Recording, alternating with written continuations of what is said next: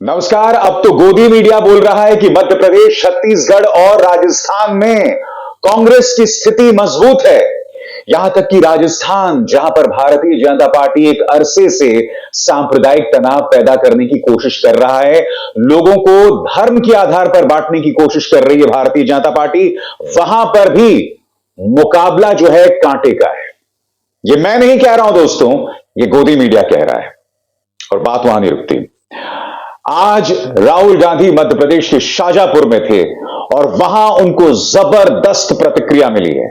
किस तरह से मध्य प्रदेश की चुनावी भूमि से, रणभूमि से राहुल गांधी ने शिवराज सिंह चौहान और प्रधानमंत्री नरेंद्र मोदी पर हमला बोला है कुछ देर बाद। मगर सबसे पहले वो खबर जिसका आपको इंतजार है, यानी कि अब गोदी मीडिया भी कह रहा है कि कांग्रेस जीत रही है या कम से कम मुकाबले में है, और यह अपने आप में बहुत अहम है दोस्तों।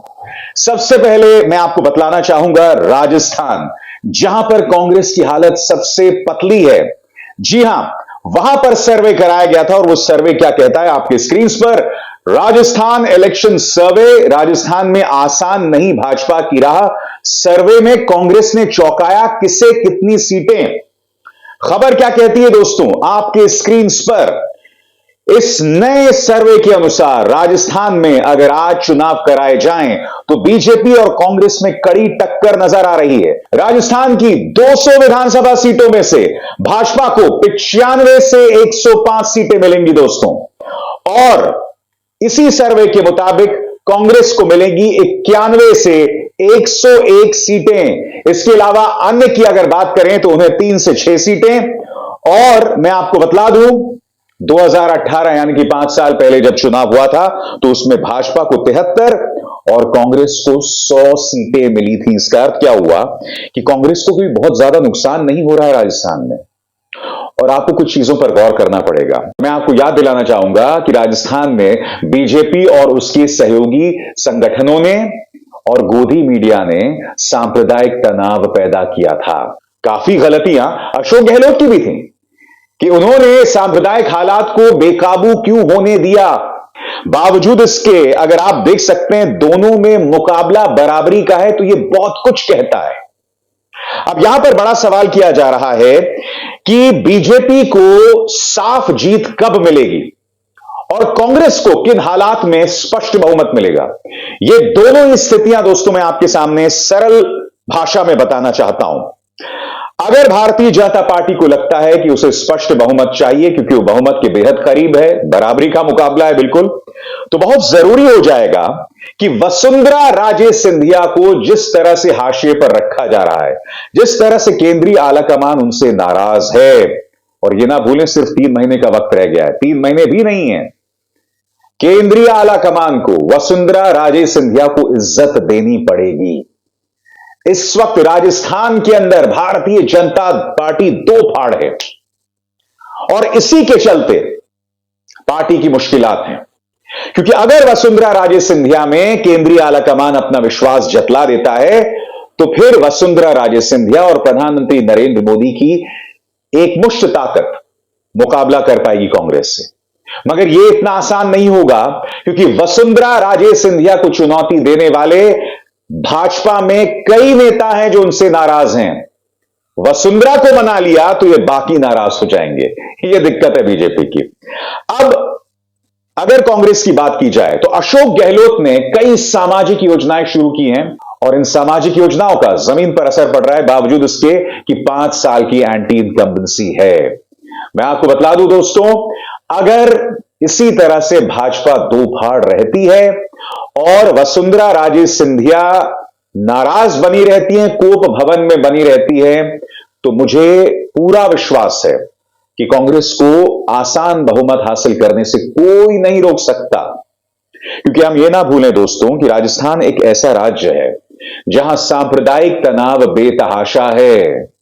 ये ना भूलें कि नुपुर शर्मा जो राजस्थान की रहने वाली हैं, पहले वो वैक्सीन वॉर के प्रमोशंस में या उसकी स्क्रीनिंग में बाहर आती हैं, फिर एक और धार्मिक आयोजन में वो दिखाई देती हैं। इसका अर्थ क्या हुआ दोस्तों? इसका अर्थ यह हुआ कि राजस्थान चुनाव आ रहा है और सांप्रदायिक तौर पर भड़काऊ एक नेता को भाजपा जमीन में उतारना चाह रही है। ये नुपुर शर्मा का सॉफ्ट लॉन्च है। मुझे थोड़ा सा भी शक नहीं है दोस्तों कि नुपुर शर्मा का इस्तेमाल भारतीय जनता पार्टी चुनावों में करेगी। अभी किस तरह से करेगी हमें इंतजार करना पड़ेगा। तो ये तो रही दोस्तों राजस्थान की बात। अब मैं आपके सामने बतलाने वाला हूं दोस्तों कि मध्य प्रदेश में क्या हालात है। मध्य प्रदेश में देखिए, एमपी में ग्वालियर चंबल से लेकर मालवा तक कांग्रेस की बल्ले बल्ले। जानिए बीजेपी का क्या है हाल। अब मैं आपको बतलाना चाहता हूं दोस्तों कि टाइम्स नाउ नवभारत सर्वे जो है वो क्या कह रहा है। टाइम्स नाउ और नवभारत के ताजा सर्वे के अनुसार मध्य प्रदेश में अगर आज विधानसभा चुनाव कराए जाएं तो इस बार राज्य की कुल 230 सीटों में बीजेपी को मिलेंगी 102 से 110, जबकि कांग्रेस को 118 से 128 सीटें। और मैं आपको बतलाना चाहूंगा दोस्तों कि कांग्रेस का आंकड़ा लगातार मध्य प्रदेश में बढ़ रहा है, क्योंकि इससे पहले जब 16 जुलाई 2023 को सर्वे कराया गया था तो उस वक्त भाजपा को मिल रही थी 105 से 115 सीटें और कांग्रेस को मिल रही थी 114 से 124 सीटें। वोट प्रतिशत की बात करें तो दोनों में ज्यादा अंतर नहीं है, सिर्फ 1% का अंतर है। बीजेपी को 42.80 और कांग्रेस को 43.80 और अन्य को 13.40% वोट्स मिल रहे हैं। कहने को सिर्फ 1% का अंतर है दोस्तों, मगर यह अंतर बहुत मायने रखता है। और मैं आपको बतलाना चाहूंगा कि भाजपा को सबसे ज्यादा मुश्किल का सामना करना पड़ रहा है ज्योतिरादित्य सिंधिया के गढ़ में। जी हां, चंबल और मालवा जो है इलाका, वहां पर उन्हें मुश्किलात का सामना करना पड़ रहा है। आपके सामने इस सर्वे को अगर क्षेत्रवार देखें तो ग्वालियर चंबल से लेकर मालवा क्षेत्र की 66 सीटों में से बीजेपी को मिल रही है 20 से 24, मगर कांग्रेस को 41 से 45 सीटें मिल रही हैं। उसी तरह से ज्योतिरादित्य सिंधिया के गढ़ यानी ग्वालियर चंबल की बात की जाए तो वहां पर भाजपा की हालत बहुत खराब है। कुल 34 सीटें हैं ग्वालियर चंबल के इलाके में, यहां भाजपा को सिर्फ 4 से 8 सीटें और कांग्रेस को 26 से 30 सीटें मिल रही हैं। यानी कि ज्योतिरादित्य सिंधिया अब भाजपा के लिए एक बहुत बड़े सिरदर्द का सबब बन गए हैं। दोस्तों इंतजार कीजिएगा, क्योंकि आज शाहजहांपुर में राहुल गांधी को जिस तरह की प्रतिक्रिया मिल रही है, मैं राहुल गांधी को जो प्रतिक्रिया मिली है वो और उन्होंने किस तरह से भाजपा पर हमला बोला वो बतलाऊंगा। मगर अब इंडिया टुडे का सर्वे क्या कह रहा है छत्तीसगढ़ के बारे में, यहां पर भी ऐसा लग रहा है भूपेश बघेल के नेतृत्व में कांग्रेस वापसी कर रही है। जी हां, पिछली बार कांग्रेस को 2018 में मिल रही थी 68 सीटें, इस बार कमी आई है, 17 सीटों की कमी है दोस्तों, 51 सीटें, मगर बावजूद इसके आसान बहुमत। बीजेपी को 15 सीटें आई हैं, जबरदस्त उछाल, 38 सीटें, 23 सीटों का फायदा। अन्य को 7 सीटें, 1 सीट जो है इस बार मिल रही है, 6 सीटों का नुकसान।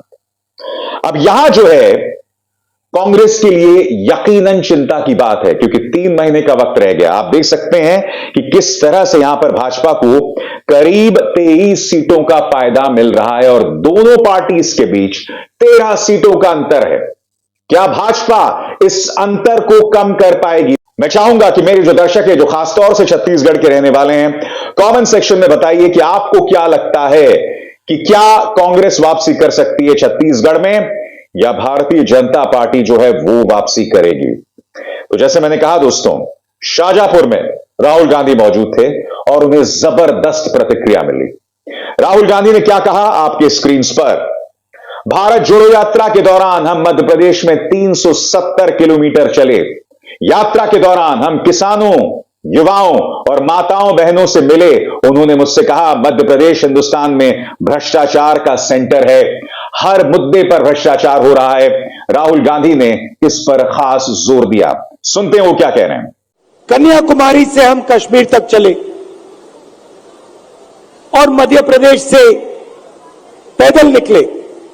370 किलोमीटर हमारी यात्रा मध्य प्रदेश में चली थी। किसानों से मिले, युवाओं से मिले, माताएं बहनों से मिले। मुझे सिर्फ 2-3 बातें कही। सबसे पहले मध्य प्रदेश हिंदुस्तान में भ्रष्टाचार का सेंटर है, एपी सेंटर है। और जितना भ्रष्टाचार बीजेपी के लोगों ने मध्य प्रदेश में किया है, पूरे देश में यह नहीं किया है। बच्चों के फंड्स, मिड डे मील के फंड्स, स्कूल यूनिफॉर्म के फंड्स चोरी किए। महाकाल कॉरिडोर में